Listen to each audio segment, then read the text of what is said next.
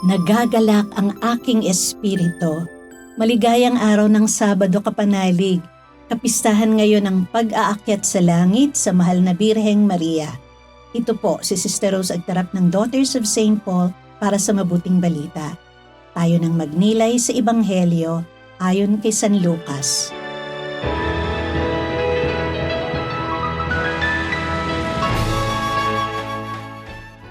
Nagmamadaling naglakbay si Maria papunta sa isang bayan sa mataas na lupain ng Juda. Pumasok siya roon sa bahay ni Zacarias at binati si Elizabeth. Nang marinig ni Elizabeth ang bati ni Maria, sumikad ang sanggol sa sinapupunan niya at napuspos ng Espiritu Santo si Elizabeth at malakas siyang sumigaw at sinabi, "Lubos kang pinagpala sa kababaihan. Pinagpala rin ang bunga na iyong sinapupunan. Sino nga ba naman ako't naparito sa akin ang ina ng aking Panginoon?" Nang umabot sa aking pandinig ang iyong pagbati, sumikad sa tuwa ang sanggol sa aking sinapupunan. Pinagpapala ang naniniwalang magaganap ang mga sinasabi sa kanya ng Panginoon.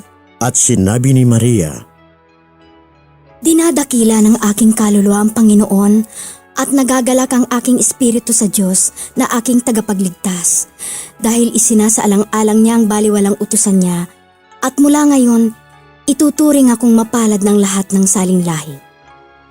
Dakila nga ang ginawa sa akin ng makapangyarihan, banal ang kanyang pangalan. Patuloy ang kanyang awa sa mga salit-salin lahi para sa mga may pitagan sa kanya. Ipinakita niya ang lakas ng kanyang bisig, ipinagtabo niya ng mga taong may mapagmataas na balak. Pinatalsik niya sa luklukan ng mga makapangyarihan, itinatampok naman ang mga baliwala. Binusog niya ang mabubuting bagay ang mga nagugutom at itinaboy namang walang-wala ang mayayaman. Nilingap niya ang Israel na kanyang lingkod.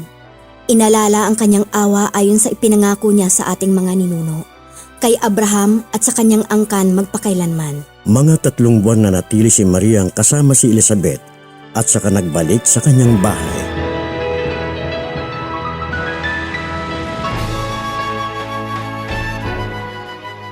Magandang araw po sa inyo mga kapatid, mga kaibigan, mga minamahal. Pinagdiriwang natin ngayon ang dakilang kapistahan ng pag-aakyat sa langit sa mahal na Birheng Maria. Una sa lahat, magandang linawin natin ang pagkakaiba ng pag-akyat ni Jesus sa langit na tinatawag na ascension sa wikang Ingles at ito ngang pag-aakyat kay Maria na tinatawag namang assumption. Ang pag-akyat ni Jesus sa langit ay nangyari sa sarili niyang kakayahan at kapangyarihan.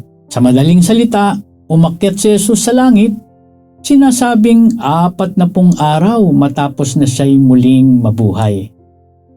Sa kabilang banda, si Maria naman ay iniakyat sa langit, hindi sa sarili niyang kapangyarihan. Hindi siya ang may kagagawan, kundi bunga ito ng kapangyarihan at kagandahang loob sa kanya ng Diyos. Para kay Maria, ang lahat ay biyaya lamang sa kanya ng Diyos. Kaya nga ang sabi niya, nilingap niya ang kababaan ng kanyang lingkod, gumawa sa akin ang makapangyarihan sa lahat ng mga dakilang bagay. Sa awit na ito ni Maria, ipinahayag niya ang Diyos na nagtatampok o nag-aangat sa mga baliwala, maliliit at mga dukha. Pero may malaking pananampalataya at pagtitiwala naman sa Diyos. Kung ganon, ang pag-aakyat sa langit kay Maria ay isang kapistahan ng pag-asa. Pag-asa sa ating lahat. Ang langit ay hindi lamang para sa mga taong may kamangha-manghang kabanalan, kundi para rin sa kahit sinong katulad ni Maria ay may kababaang loob, nagtitiwala sa Diyos, naglilingkod sa kapwa ng may kagalakan, at nananatiling tapat at umaasa sa Diyos sa kabila ng mga hamon at pagsubok sa buhay. Mga kapanalig, maraming salamat po sa inyong suporta sa aming misyon, lalong-lalo na sa aming mga donors at subscribers.